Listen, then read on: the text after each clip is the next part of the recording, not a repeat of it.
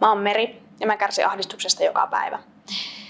Arjessa se ahdistus johtuu yleensäkin sosiaalista tilanteesta tai aikatauluista, suorituspaineista, opiskelustressistä.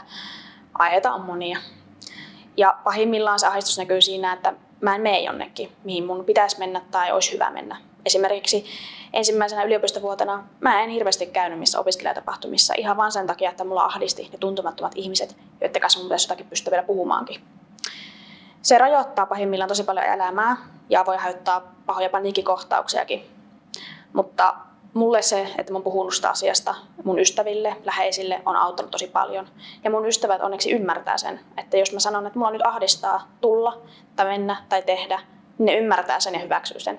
Ja mulle on ollut tosi helpottavaa, että mä hyväksyn itteni sellaisena kuin oon. Ja että mulla ahdistaa, mutta se on ihan ok. Ja sillä asialla voi tehdä jotakin.